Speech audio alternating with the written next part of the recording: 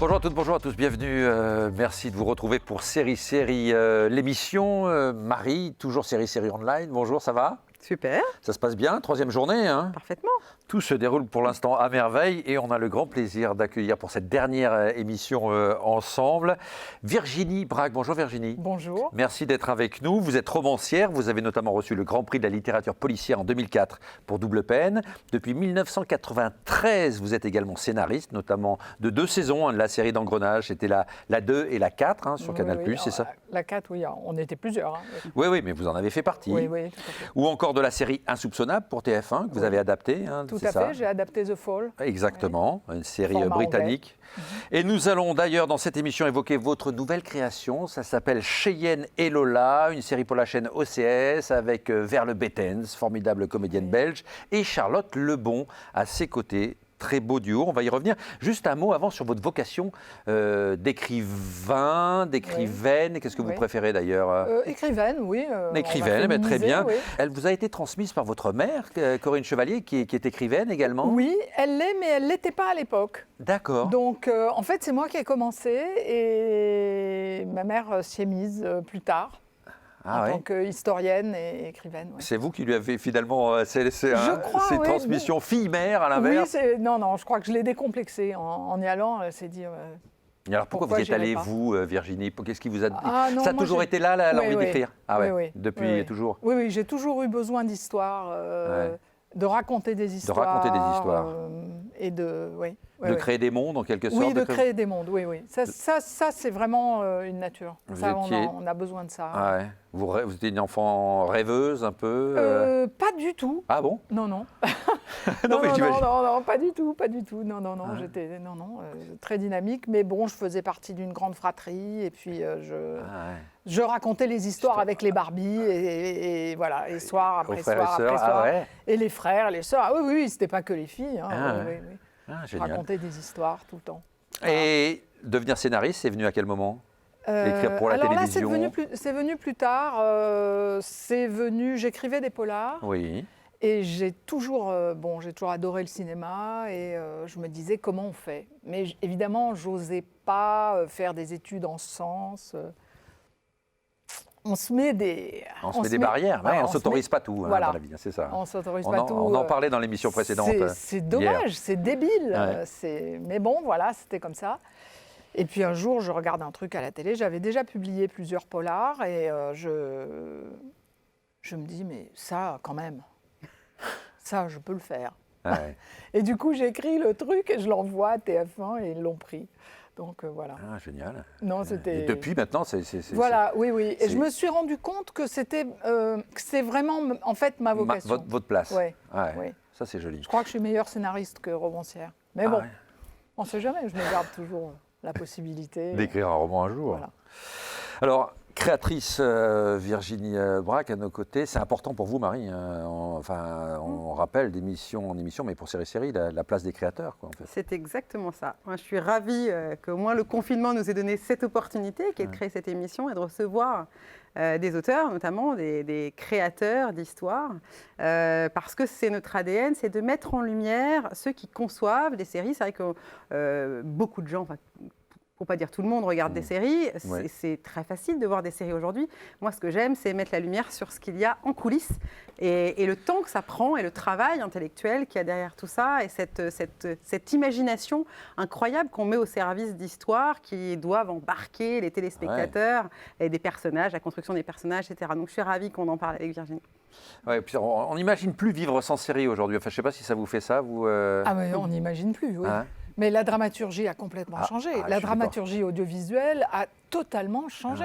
Maintenant, il y a encore des gens en France, et notamment chez les acteurs, ça me surprend toujours beaucoup, qui font une barrière étanche entre cinéma et télé. Alors moi, j'ai envie de dire redéfinie télé, parce que là, qu'est-ce que c'est l'ordinateur la VOD, on ne sait plus du tout ce que c'est que la télé, mais enfin bon, ça fait rien, eux, ils le savent. Et ils vous refusent, mais moi j'ai vu ça avec Cheyenne et Lola, des rôles. Ils refusent des rôles qui sont des rôles superbes parce que c'est de la télé. Oui, parce que c'est de la série, ouais. Ah, ouais. Ça existe encore en France. Ça existe encore, justement. En France, hein, ouais, parce que je pense... Non, ailleurs, on voit qu'ailleurs, c'est très poreux, en fait, entre tous ces univers. Il y a des va-et-vient, mais c'est vrai que c'est étonnant. Au lieu de considérer un rôle pour ce qu'il est, voilà. Et puis pour moi, ce qu'il y a de plus novateur, évidemment, c'est la série. Bien sûr, puis on peut développer des rôles sur la longueur, en plus, dans la série. Alors, vous interviewez, vous rencontrez de grands créateurs de séries. Marie, il y en a un particulier, un maître britannique. Alors, le principe, c'est que chaque année, depuis 9 ans, on fait venir, normalement à Fontainebleau, mais là, en ligne, des créateurs européens qui nous racontent leurs univers, leur vision du monde et qui partagent avec nous leurs secrets de fabrication. Et ça faisait très longtemps que j'avais envie d'avoir Russell T. Davies au programme de Série. Donc, c'est chose faite cette année.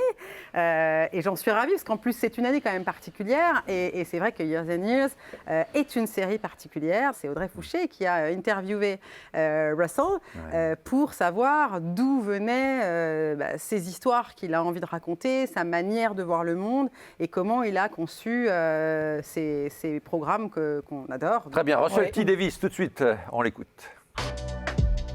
It's strange, isn't it? Well, because I did years and years out, and I did a series called Doctor Who as well, so I've written the future quite a lot of times, but I never imagined a future in which we'd all just be sitting at home.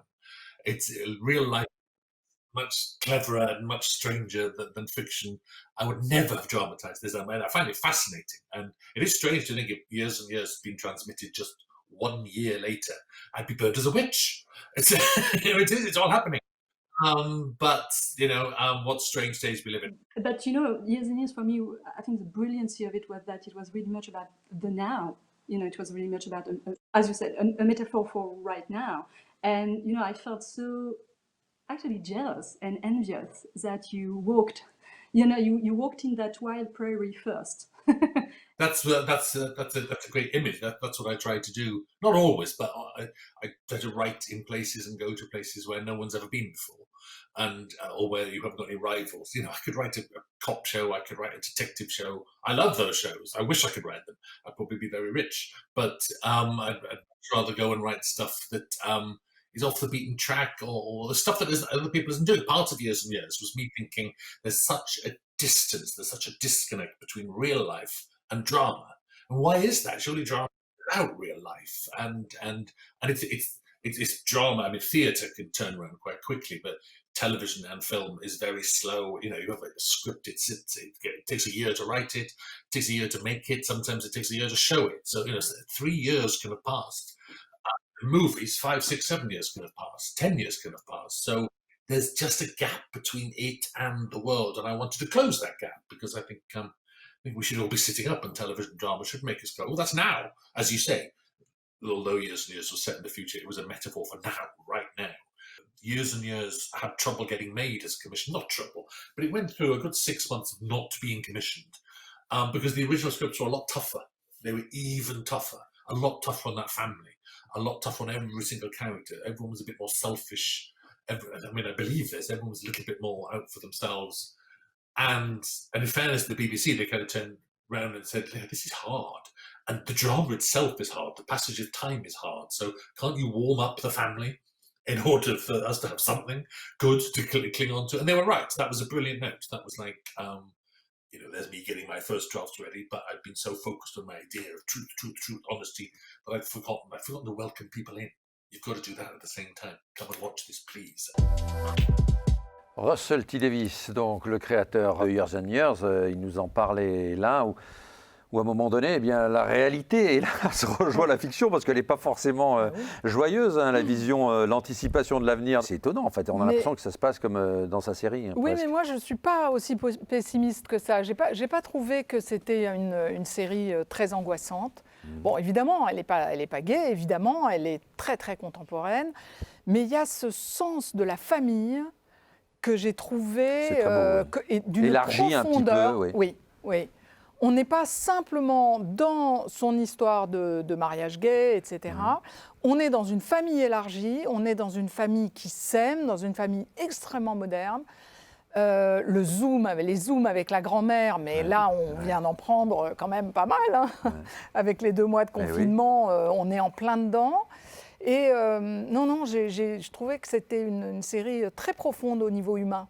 C'est ça qui m'a frappée. Oui, c'est vrai que c'est comment l'humain On en fait s'adapte. on dépasse le cliché on dépasse le cliché de oui, la c'est vrai. série d'anticipation angoissante. Oh là là, c'est horrible, le futur est horrible. Pas du tout.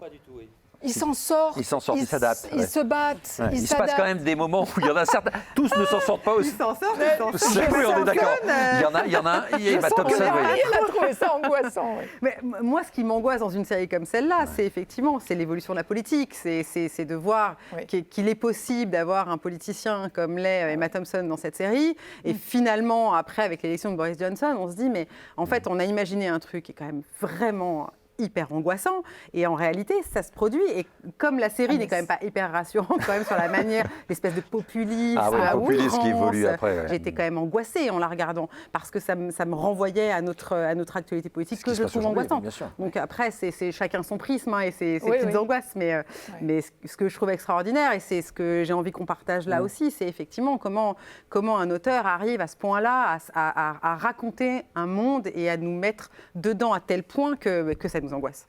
Ou pas. Ou pas. Ouais, voilà. Virginie, ça l'a moins angoissée Ah parce oui. qu'elle a vu l'évolution humaine effectivement qui s'adapte malgré Ouais. ce monde chaotique Ouais. et un peu Et les terrifiant. Je liens suis assez d'accord avec très, Marie. forts Il y a des liens de cette famille. Moi, j'ai cru une que forme cette de famille allait résistance exploser, de familiale, résilience. de résilience De aussi, très résilience juste, par oui. rapport. Et là, si vous voulez, ça rend les humains plus forts que les politiques. Et là, je trouve que le discours C'est est intéressant. très intéressant. Ah ouais. Est-ce que vous, comme le disait Marie, ce regard sur le monde, sur la société, l'envie de dire quelque chose, est-ce que ça c'est moteur ou est-ce que c'est d'abord, qu'est-ce qui vous vient à vous d'abord Virginie? Une histoire, des personnages ou est-ce que c'est d'écrire un milieu C'est les deux à la fois. C'est les deux à la fois. Cheyenne et Lola, c'est pour ça que je trouve qu'il y a une espèce de fibre commune, hein, de courant, on dirait, entre Years and Years et Cheyenne et Lola. Et ce n'est pas seulement parce que les migrants et le problème de la migration traversent ces séries, sans être le sujet principal, mais voilà, C'est là. c'est là, c'est notre société. Moi, je pars d'un constat. Là, c'était le constat que en bas de l'échelle, il y a des femmes, mais en bas. Et qu'est-ce qu'elles font, qu'est-ce qu'elles deviennent? Et je n'avais pas envie de raconter une histoire triste, entre guillemets.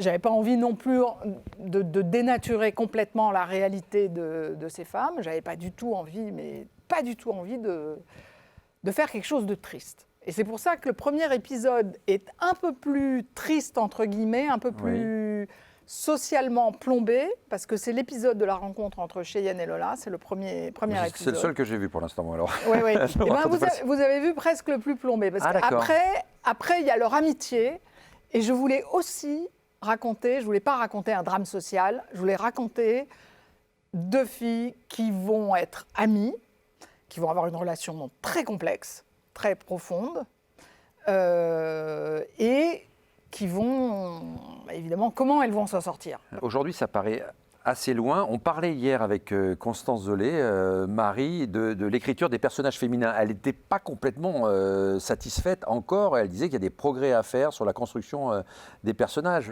Alors, peut-être une question bateau, mais est-ce que c'est parce que c'est la place des femmes aussi en tant que scénariste qui manque? Est-ce que quand on est une femme, on écrit mieux les personnages féminins qu'un homme ou... Ça, j'en sais rien, en vrai. Je sais pas. Ça, j'ai jamais pu déterminer au cours de ma carrière. Moi, je m'intéresse aux personnages féminins. Je les mets naturellement au centre des histoires, dans la complexité de leurs relations. Mais je fais des personnages compliqués, toujours. Voilà. Vous travaillez seul d'ailleurs ou pas? Vous êtes avec Oui, je travaille seule et là, c'est mon challenge depuis quelques années, c'est que j'essaye de créer des équipes. Par exemple, sur Mortel, la série Teen pour Netflix, je me suis très bien entendue avec Frédéric Garcia, le créateur de la série.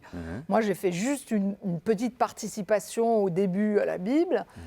Mais c'était super. Dedans, il y avait Fanny Talmon dans leur équipe. J'ai demandé à Fanny de venir sur Cheyenne et Lola. Elle a bossé avec moi sur l'épisode 8. Vous voyez, j'essaye de créer des petites synergies. C'est très difficile. Parce qu'on en parlait avec Nils aussi, Nils Raoult, dans la première émission, qui constituait des équipes de jeunes scénaristes donc pour écrire Scam. C'est quelque chose qui sans doute est plus facile aujourd'hui pour les jeunes scénaristes. Mais pas nous. Mais voilà, c'est ça. En fait, c'est un problème beaucoup d'emploi du temps. parce que j'ai écrit Cannabis, par exemple, avec Clara Bourreau. Aussi, par hasard, c'était un apport, je suis arrivée au dernier moment. Et on espère pouvoir faire, on a une série qu'on espère pouvoir écrire ensemble, voyez. Mais elle a un emploi du temps super chargé, moi j'ai un emploi du temps super chargé. Après, c'est vrai que le collectif, ce qui est assez chouette, bon, déjà, on est dans un rythme, c'est long de créer une série, donc c'est vrai que le travail d'équipe permet, pas forcément d'accélérer, mais en tout cas de donner un rythme un peu différent, peut-être un peu plus contraignant quand on est en atelier, notamment avec des échéances peut-être qui sont un peu plus contraignantes, non? Non. Et après, c'est aussi, chaque auteur dans un atelier apporte un univers différent, donc c'est la manière aussi de diriger tout ça et de faire des choix, finalement. Mais même sans parler d'atelier, être deux, être trois, c'est pas un atelier. Mais c'est changer des idées, c'est quand on fatigue, avoir quelqu'un qui prend le relais, c'est assez sympa. Mais c'est ça justement qui m'intéresse, c'est qu'effectivement, comme le dit Marie, c'est des créateurs, ce sont des univers qui sont souvent personnels. Là, c'est votre univers, Cheyenne et Lola. Oui. Comment vous adaptez à l'univers d'un autre créateur? C'est peut-être bien l'endroit où c'est plus compliqué. Donc, quand ce sont des créateurs reconnus qui ont leurs propres univers, comment l'osmose se fait? Comment se distribuent les rôles? Enfin, comment ça se passe? C'est difficile. Ah oui, c'est ça. C'est difficile. Là, pour l'instant, à part Cannabis. Si, Cannabis est mortel, mais mortel, c'est comme c'était au niveau de la Bible. C'était vraiment très technique, j'allais dire, très ponctuel. Cannabis, c'était des épisodes, donc c'était plus... Bon, on sait que ce n'est pas sa série, donc on essaye de faire partager ses idées, mais si personne n'en veut, ben, ce n'est pas grave, on passe à autre chose. Peut-être qu'on peut expliquer la construction scénaristique d'une série. En fait, c'est quelque chose qui n'est pas forcément très connu, comme il y a du public qui nous regarde. Comment on crée une série, en fait, au départ? On écrit ce qu'on appelle un traitement, c'est un petit texte qui raconte l'histoire et les personnages, et surtout les personnages.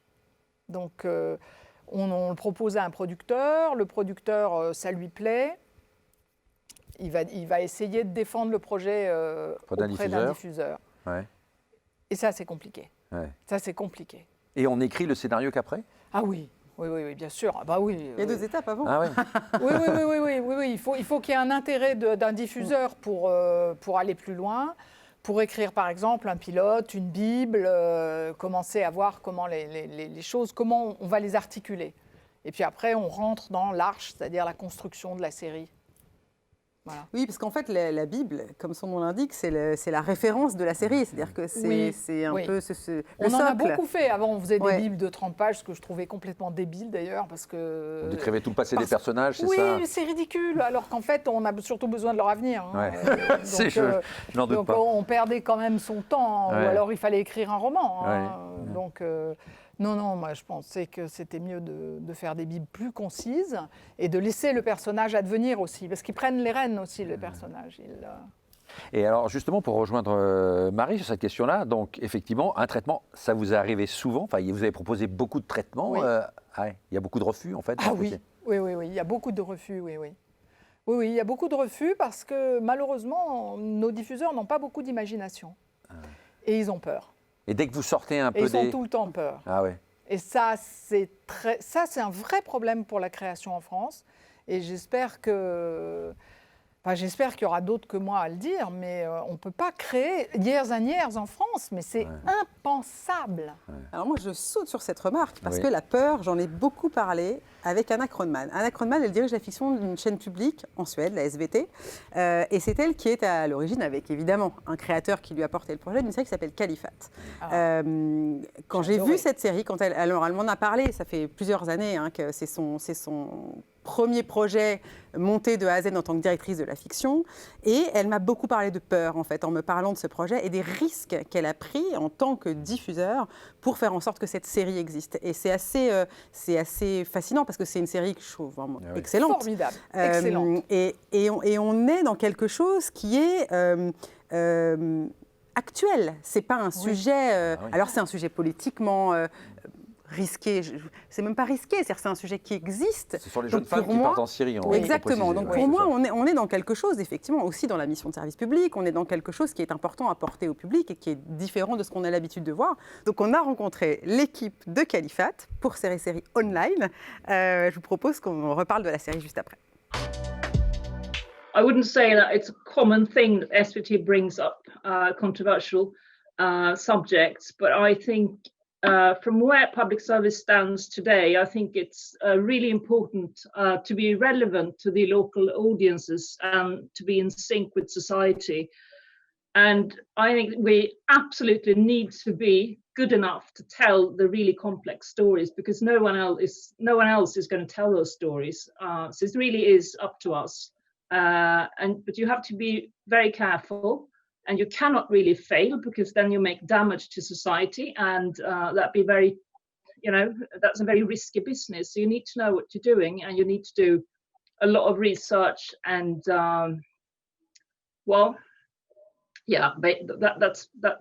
that's basically how I see it. I think it's very important that public service dare to do controversial subjects. I saw this picture from Gatwick Airport of these three British girls, the teenage girls fleeing from Great Britain to ISIS.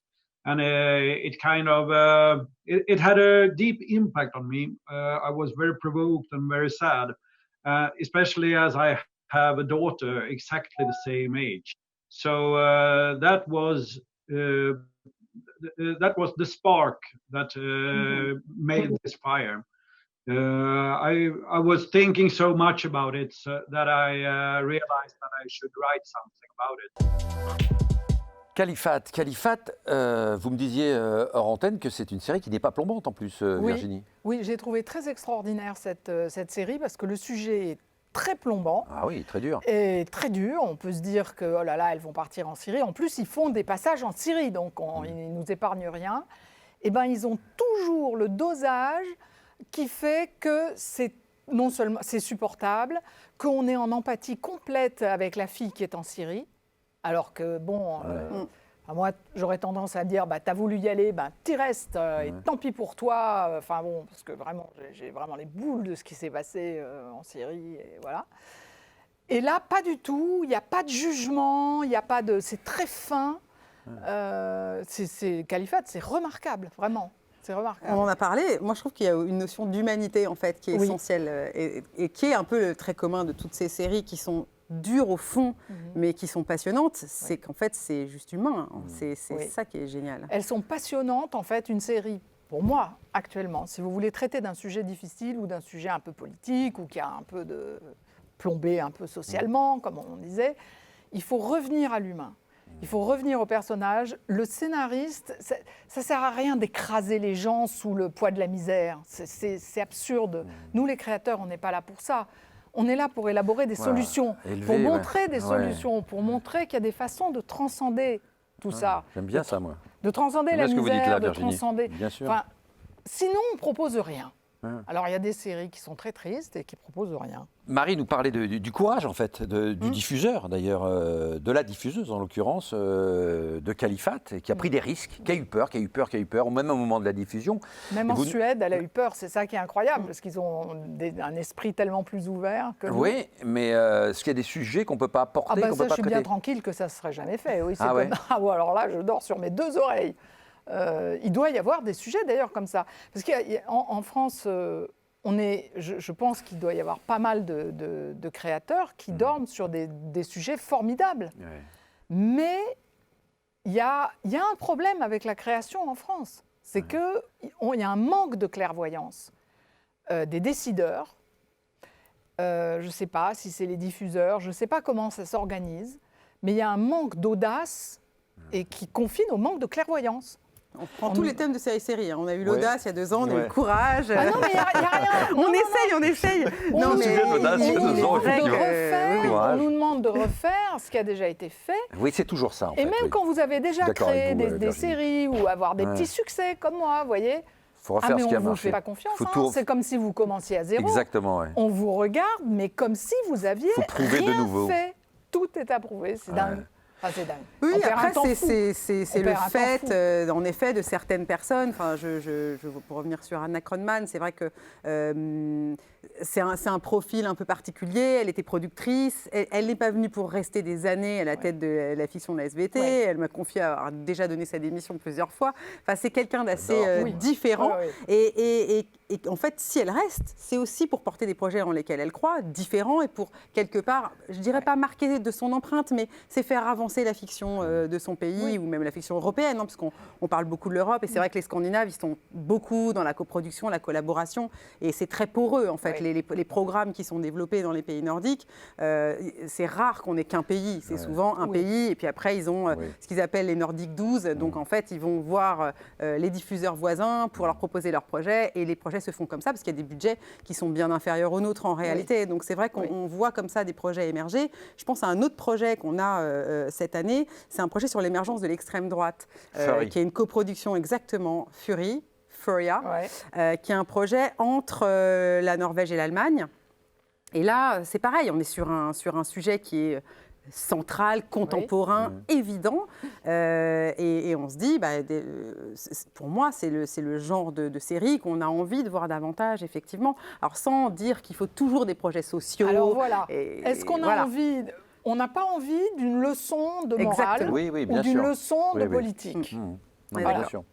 Alors, c'est tout l'art du boulot des créateurs. Voilà. Et le boulot, c'est effectivement de ne pas... Parce que je me méfie aussi de la série engagée. Alors voilà, avec la bien-pensance de gauche, où on va commencer à faire un truc qui va être top chiant. Et là, Furia, ça peut être intéressant, mais si les personnages se battent contre eux-mêmes, ont des failles, ont des... Justement, je voulais parler de ça avec vous, Virginie, de l'aspect création, parce qu'on parle des séries nordiques. Il y a une écriture dans ces pays-là, dans le domaine de la série. Alors bien sûr, les Britanniques, c'est l'excellence. Vous avez adapté The Fall vous-même, avec Insoupçonnable.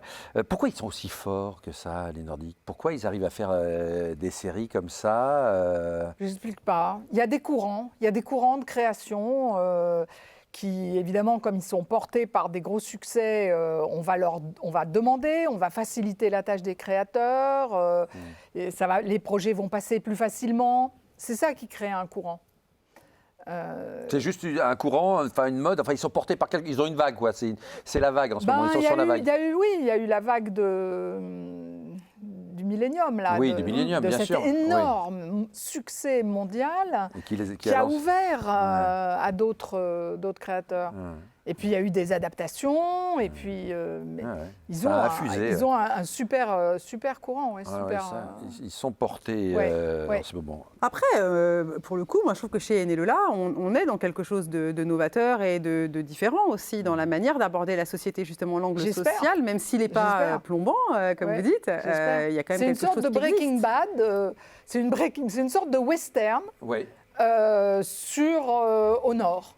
Voilà, c'est très original. Porté par deux personnages féminins qui sont forts, qui sont complexes, particulièrement celui de Cheyenne, donc interprété par Verle Bettens. Alors c'est une France un peu de la survie, j'ai envie de dire. C'est les petits boulots, c'est les grosses arnaques. Elles sont prises. C'est les white trash. C'est les white trash. Elles sont aux prises avec des hommes manipulateurs, dangereux, agressifs. Il y en a pas un pour sauver l'autre. Hein, les personnages masculins, j'ai trouvé dans cette série. Quand même. Oui, un petit peu. Parce que vous avez. Oui. Bon, j'ai vu le premier épisode pour l'instant, seulement. On va regarder un extrait de Cheyenne et Lola. C'est leur première rencontre. Alors, ça se passe dans les toilettes d'un hôtel. L'une est femme de ménage, a donné le peu d'argent qu'elle a à une sorte de gourou escroc qui promet la richesse à ceux qui l'écoutent. Et l'autre est la complice et la maîtresse de cet escroc. Et elle se fait passer pour quelqu'un qui a gagné de l'argent grâce à lui, grâce à sa méthode. On retrouve donc Verle Bettens et Charlotte Lebon dans Cheyenne et Lola. C'est donc signé Virginie Braque. Peut-être parce que les gens que je connais, ils pensent pas que c'est possible de devenir riche. Ils y croient plus.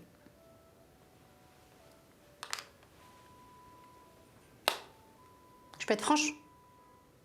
Ouais, bien sûr. Bah, vous avez l'air pauvre.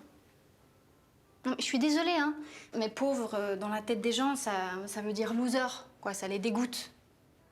Tu vois, si un pauvre nous approche dans la rue, qu'est-ce qu'on fait? On recule, vous voyez? Donc, pour recruter, c'est pas génial, quoi. Regardez ce qu'on va faire. Tenez. Ça vous ira mieux comme couleur. Parce que comme ça, vous avez l'air malade. Et pauvre et malade, c'est pas l'idéal, quoi. Voilà, donc première rencontre entre Cheyenne et Lola, et ensuite on va suivre leurs aventures tout au long de cette série que vous avez signée, Virginie Brac. Je peux dire que c'est une série féministe, ou ce mot vous fait peur ou Ça me fait pas du tout peur. Oui, c'est une série féministe. C'est pas une leçon de... Non, c'est une série féministe en ce sens que les femmes sont... C'est une série de femmes. Oui, et puis en plus, c'est des femmes qui carrément au centre. Ah, oui. Elles sont puissantes, elles sont complètement à la ramasse parce qu'elles n'ont pas d'argent, elles sont dans des situations dans la débrouille, mais... dramatiques. Mais elles veulent s'en sortir et elles vont prendre leur destin en main et elles vont s'en sortir. Il se passe des choses. On ne s'ennuie pas dans cette série. Ce que je trouve formidable, c'est qu'il se passe des choses tous les 3 à 4 minutes. On est accroché, on est pris. Il y a une vraie écriture. Je voulais quand même parler des comédiennes parce qu'elles portent ces rôles. Alors, Verle Bettens, comme Charlotte Lebon, l'une est belge, l'autre est québécoise. Oui.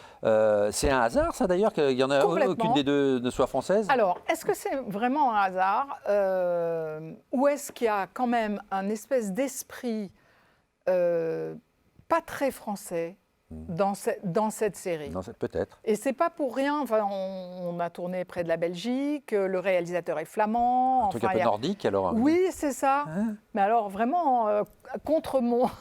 Mais il y a un esprit nordique dans cette série. C'est une école aussi de jeu particulière, la Belgique, comme le Québec. Ce sont des comédiens qui s'engagent, qui ont peur de rien, qui n'ont jamais peur du ridicule, qui sont rarement en train de se regarder Totalement. jouer. On est qui d'accord? savent leur texte. Ouais. Alors, qui savent leur texte, j'adore quand on entend ça. Qui savent leur texte, vraiment là, elles arrivent sur le plateau. Y a pas... Et les conditions étaient dures. Hein. Ce n'est pas une série où il y a beaucoup d'argent. Le plan de travail était très serré. Elles ont bossé comme des dingues. Pas un mot, pas une dispute, pas un truc. Elles savaient leur texte. Elles étaient extraordinaires. Elles mettaient une ambiance, elles faisaient attention aux autres. Moi, j'ai été fascinée par aussi la transformation physique. Alors, ça. on a reçu Verle Bettens à Fontainebleau l'été dernier. Oui. Sublimissime, elle venait nous parler de sa série, l'adaptation Vaya con Dios, etc. Elle a chanté sur scène, Glamour, et tout. Et c'est vrai qu'on la voit dans cette série transformée physiquement. C'est quand même... Le crâne rasé. Ah oui, mais c'est elle qui l'a proposé. Ah oui. Oui, c'est elle qui nous l'a proposé. Elle a dit, voilà, Cheyenne. Mais il faut dire qu'elle est avec nous et qu'elle a soutenu. On a eu beaucoup de mal à monter cette série, vous imaginez bien. Et elle est dedans depuis le début. Et en fait, j'écris pour elle depuis l'épisode 3. Mais pourquoi pour elle? Pourquoi elle? Parce qu'on savait qu'on le ferait avec elle. On savait que c'était elle, Cheyenne, que ça ne serait personne d'autre. La difficulté était de trouver Lola. C'est-à-dire quelqu'un qui ait une personnalité, qui ait un contraste, qui ait une personnalité, qui soit lumineuse, enfin bon, de créer ce truc, c'était ça, la difficulté. Ça n'a pas été de trouver Cheyenne, puisqu'on l'a trouvé tout de suite. Ça a été de trouver Charlotte. Eh oui. Voilà. Et vous avez trouvé... Chance. Vous avez eu de la chance. Est-ce que vous intervenez auprès des comédiennes pendant le tournage? Est-ce qu'il y a un dialogue qui se fait entre vous, la créatrice, ou c'est le réalisateur, il s'appelle Eschref Rebroek, c'est ça? Le flamand, super donc. Réalisateur. Mais est-ce que vous le laissez lui opérer, ou vous avez quand même un contact avec... Non, on a beaucoup travaillé en amont. On a beaucoup travaillé le texte avant le tournage. Alors là, on a fait des lectures, parce que les Flamands sont des gens très sérieux. Et il n'y a pas... Tout est passé au crible avant, de façon à pouvoir modifier et être bien d'accord sur les intentions. Et ensuite, elles y vont. Je ne vais pas m'en mêler. Je ne peux pas. Le réalisateur doit faire à son idée. Et sa vision vous va? Ah ben, on avait travaillé avec lui. Ah, d'accord. Ah oui, énormément travaillé avec lui. Et est-ce que vous changez des choses? Je me suis posé la question parce qu'on a rencontré là des créateurs qui changent des choses. Thomas Litti a fait évoluer par exemple la deuxième saison d'Hippocrate. Oui. Niels Raoult nous disait aussi de temps en temps il avait dû changer pour Scam des moments. Est-ce que ça vous est arrivé après coup en fait, de faire évoluer les... Pendant le tournage, même, de faire évoluer la série? Oui, quelquefois, oui. Mais quelquefois, on est obligé, parce que telle scène n'a pas pu être tournée. Non, on est obligé quand même de s'adapter. D'ailleurs, c'est assez difficile. Hein. En cours de tournage, c'est très difficile. Ouais. Ça veut dire qu'on reste dans le coup, en fait. On accompagne d'un bout à l'autre. Oui, on reste dans le coup. En tout cas, moi, là, je suis restée dans le coup. Il y a des séries pour lesquelles où j'étais pas dans le coup parce que je faisais autre chose, ou c'était pas la peine. Par exemple, Insoupçonnable. Bon, je passais sur le tournage, je m'entendais bien avec le réalisateur, etc. C'était bien, mais ils n'avaient pas du tout besoin de moi. Hein. C'était moins délicat, et puis parce qu'il y avait The Fall comme référence, donc c'était moins problématique. C'est une adaptation, effectivement. Oui, la création de série, il vaut mieux que l'auteur soit au taquet, il vaut mieux qu'il soit là. Merci Virginie. Marie, ça se termine, hein, ça y est, ça fait 3 jours. Ça va, ça a été... ça va, c'est dématérialisé et en même temps, il y a une vraie discussion de fond. Et je pense que ça finalement, ça permet à des paroles comme celle de Virginie ou les autres créateurs qu'on a rencontrés de voyager un peu plus largement que quand on est à Fontainebleau entre nous, ce qui est très chouette par ailleurs parce que ça permet des échanges au niveau européen qui sont assez uniques. Mais là, ce que j'aime, c'est que, ce dont j'espère, c'est que le public se rendra compte en fait du travail que ça représente, la création d'une série, des années d'investissement pour chacun, du travail collectif aussi. C'est en fait une série réussie, moi je pense, mais je suis un peu extérieure. C'est une vision partagée. Je pense qu'il y a une envie de départ. Je suis complètement d'accord avec. Et voilà, il faut une osmose, il faut une vision commune entre le producteur, le réalisateur, les scénaristes ou le scénariste et éventuellement le diffuseur. Mais il faut une vision commune. Et c'est très difficile d'y arriver. C'est un long voyage et c'est vrai que si tout le monde s'accorde sur cette vision de départ, j'ai l'impression qu'à l'arrivée, en tant que public, en tant que spectateur, on s'en rend compte et que ça ne trompe pas en général. Bon, merci Marie, c'était très chouette d'être avec vous. Merci beaucoup Virginie Bragg. Merci, donc je rappelle, Cheyenne et Lola, votre nouvelle série avec Verle Bettens, Charlotte Lebon sera disponible prochainement sur OCS. Vous savez quand à peu près? Novembre. Voilà, novembre. C'est drôle avec les séries, on ne sait jamais, il y a toujours une hésitation effectivement. Merci beaucoup Virginie. Merci à vous. Marie. Merci. Merci à toutes et tous et à très bientôt.